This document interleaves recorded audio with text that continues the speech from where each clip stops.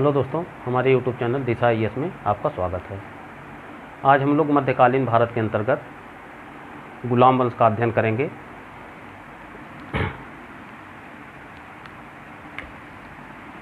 सन 1210 से लेकर 1290 ईस्वी तक, अर्थात इल्तुतमिश से बलबन तक के संपूर्ण गुलाम वंश का अध्ययन करेंगे। इसके पहले हम लोग गुलाम वंश के अंतर्गत कुतुबुद्दीन ऐबक का अध्ययन किए थे। तो आइए इसकी शुरुआत करते हैं।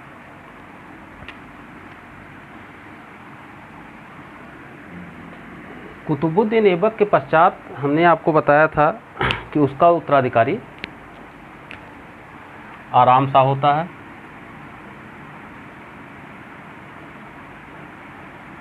आराम शाह, लेकिन 8 माह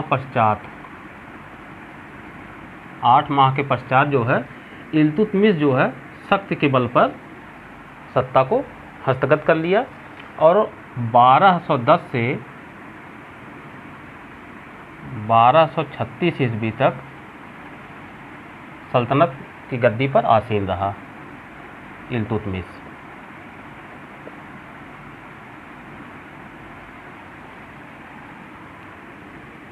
इल्तुतमिश का जो बचपन था वो बहुत कठिनाइयों से भरा था। बचपन में ही इसके भाइयों ने इसे गुलामों के एक मेले में बेच दिया। पुनः इसे जमालुद्दीन खरीदता है और गजनी में ले जाकर बेचने का प्रयास किया। गजनी में उसमें मोहम्मद गोरी का शासन था। मोहम्मद गोरी उसे खरीदने का प्रयास किया, लेकिन मुहमांगी रकम न मिलने की वजह से उसे गजनी में उसके विक्रय पर प्रतिबंध लगा दिया। ऐबक जो है दिल्ली में इसको खरीदता है। ऐबक जब गजनी में इसके विक्रय पर प्रतिबंध लग जाता है तो ऐबक जमालुद्दीन को लेकर दिल्ली में आता है और दिल्ली में ही मुहमांगी रकम दे के इल्तुतमिश को खरीद लेता है। इस प्रकार से इल्तुतमिश ऐबक का दास हुआ। ऐबक का दास। और ऐबक की मृत्यु के समय यह जो है बदायूं का सूबेदार था। बदायूं का सूबेदार। और ऐबक ने अपनी पुत्री का विवाह इल्तुतमिश से किया था। तो इस प्रकार से इल्तुतमिश जो है ऐबक का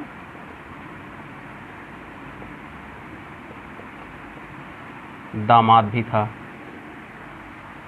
तो कुतुबुद्दीन ऐबक के उत्तराधिकारी आराम शाह को 8 माह पश्चात पराजित करके दिल्ली की गद्दी पर अधिकार कर लेता है और 1210 से लेकर 1236 ईस्वी तक 1210 से लेकर 1236 ईस्वी तक दिल्ली सल्तनत का सुल्तान बना।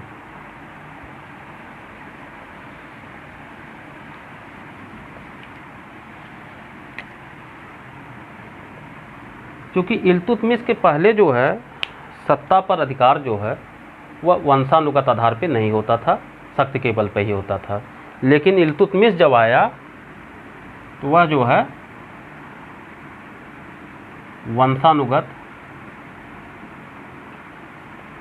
वंशानुगत आधार पर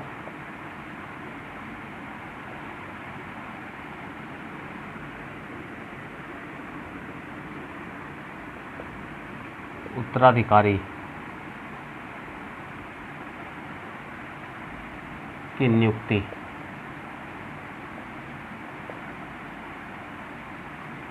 वंशानुगत आधार पर उत्तराधिकारी की नियुक्ति की प्रथा को आरंभ करता है। इसके पहले वंशानुगत नहीं था और दिल्ली को अपनी राजधानी बनाता है।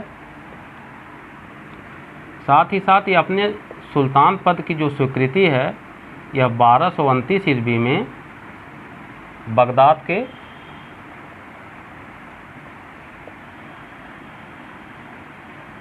खलीफा से प्राप्त करता है।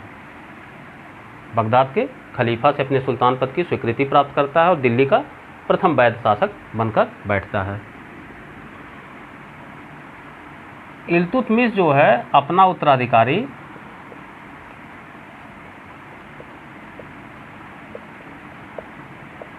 अपना उत्तराधिकारी अपनी पुत्री रजिया को बनाता है। रजिया को बनाता है, लेकिन दिल्ली के तुर्क अमीरों ने षड्यंत्र करके इल्तुतमिश के पुत्र रुकनुद्दीन फिरोज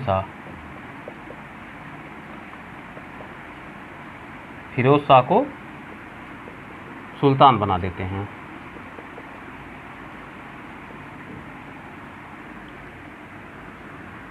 तो इल्तुतमिश के पश्चात उसका उत्तराधिकारी जो है, यद्यपि घोषित तो रजिया को ही किया था, लेकिन उसका उत्तराधिकारी तुर्क अमीरों की वजह से रुकनुद्दीन फिरोज शाह बनता है।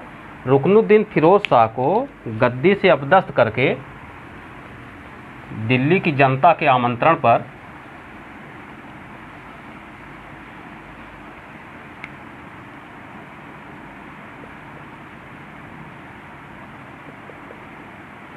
रजिया बेगम ने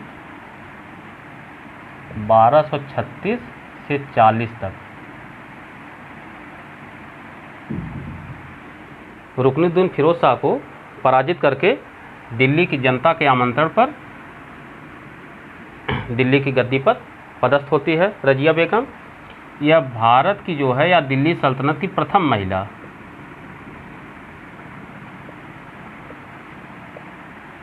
महिला शासिका हुई। किंतु इसका महिला होना एक अभिशाप साबित हुआ और दिल्ली के तुर्कों ने इसका विरोध किया।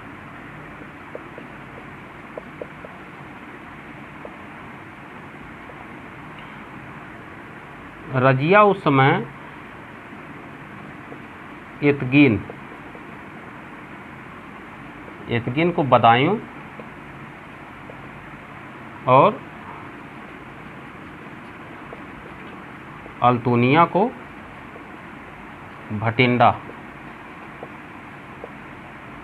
का सूबेदार बनाती है। अल्तुनिया जो भटिंडा का सूबेदार था, इसने जो है रजिया के विरुद्ध विद्रोह कर दिया। विद्रोह करके इसके भाई रजिया के भाई मुइजुद्दीन बहराम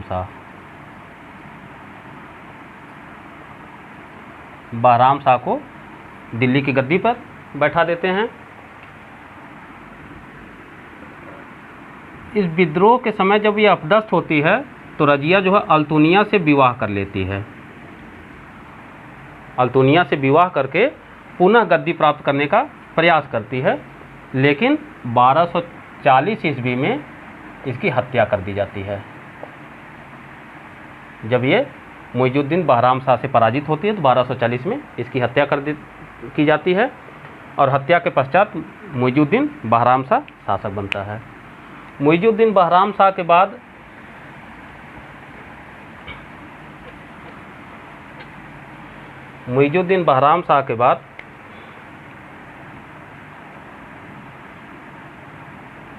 अलाउद्दीन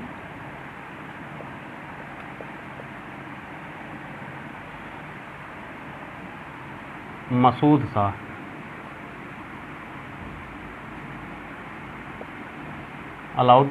शाह सुल्तान बनता है। अलाउद्दीन मसूद शाह को षड्यंत्र के द्वारा बलबन ने इसे हटाकर नासिरुद्दीन महमूद को सुल्तान बनाता है। नासिरुद्दीन महमूद के समय में वास्तविक सत्ता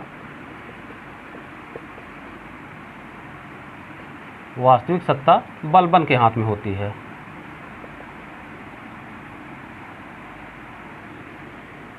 और नासिरुद्दीन महमूद के पश्चात जो है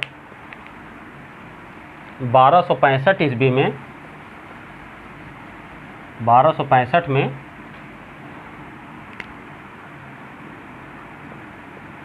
दिल्ली की गद्दी पर बलबन आसीन होता है।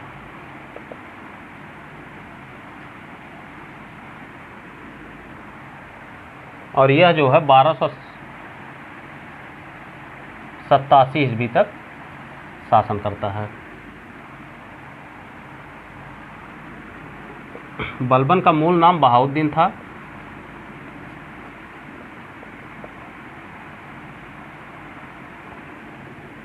यह जब गद्दी पर बैठा तो इसके पूर्व जो अमीरों की ताकत थी उसको इसने महसूस किया और लौह एवं रक्त की नीति से शासन करता है। तो लौह एवं रक्त की नीति चलाता है बलबन। पुनः इसने तुर्क अमीरों की को कमज़ोर करने के लिए, उसके षड्यंत्र को समाप्त करने के लिए ये राजत्व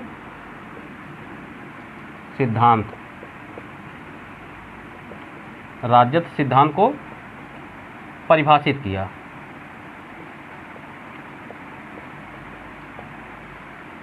और इसका राजत्व सिद्धांत जो था वो दैवी सिद्धांत था,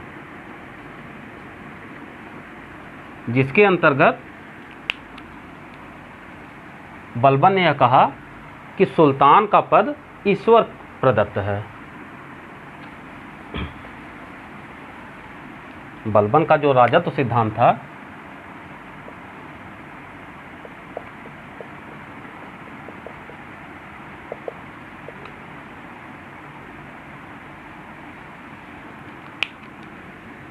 यह दो प्रकार का था। पहला है, यह कहता है कि सुल्तान का पद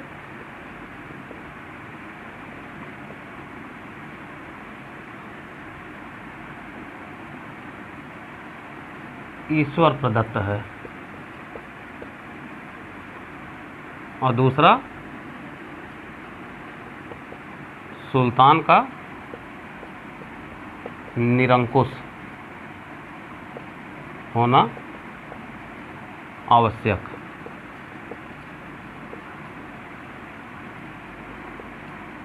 है। इसने अपने राजत्व सिद्धांत में दैवी सिद्धांत का समावेश इसीलिए किया कि सुल्तान का पद ईश्वर प्रदत्त है, जिससे जो है जनता इसके विरुद्ध विद्रोह न कर सके, और दूसरा कि सुल्तान का निरंकुश होना आवश्यक है, क्योंकि अगर सुल्तान निरंकुश नहीं होगा, उदार होगा, तो उसके खिलाफ षड्यंत्र होते रहेंगे और शासन व्यवस्था जो है कमज़ोर होगी। तो इस प्रकार से अपनी स्थिति को मजबूत करने के लिए इसने अपने राजत्व सिद्धांत को विस्तृत परिभाषित करता है और सुल्तान के पद को ईश्वर प्रदत्त मानता है। और यह कहता है कि सुल्तान का पद धरती पर पैगंबर के पश्चात सुल्तान का ही स्थान होता है। पैगंबर के बाद सुल्तान।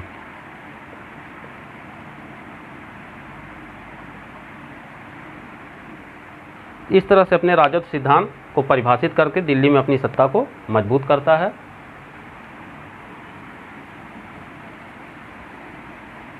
तथा मंगोलों के आक्रमण से सुरक्षा के लिए मंगोल आक्रमण, इसके सुरक्षा के लिए उत्तर पश्चिम प्रांत में दुर्गों का निर्माण कराता है। दुर्ग मतलब किला, किलों का निर्माण करवाता है और दीवाने अर्ज या सैन्य विभाग की स्थापना करवाता है।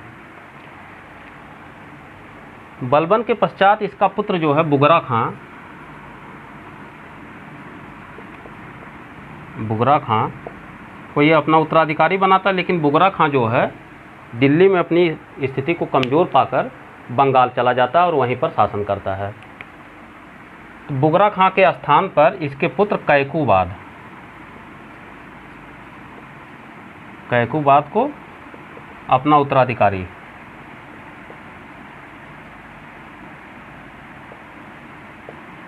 उत्तराधिकारी बनाता है।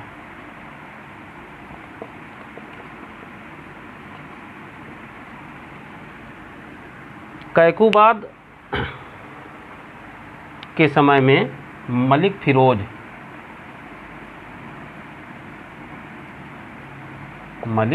फिरोज जो कि इतिहास में जलालुद्दीन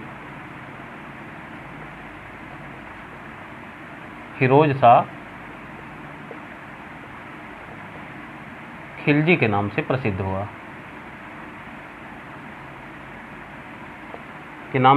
और खिलजी वंश की स्थापना भी करता है। कैकूबाद को जो है मृत्युदंड देकर इसके पुत्र कैकूमर्स को शासक बनाता है और उसका संरक्षक बन के बैठ जाता है। पुनः कैकूमर्स को अंधा बनाकर उसको भी मृत्यु करके दिल्ली की सत्ता पर मलिक फिरोज ने एक नए वंश की स्थापना करता है जिसका नाम है खिलजी वंश।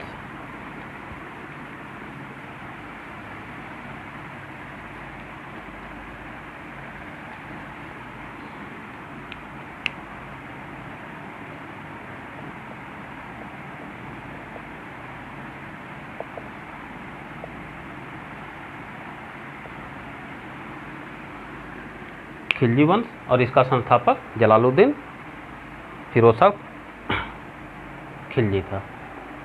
इसका अध्ययन हम लोग अगले वीडियो में करेंगे।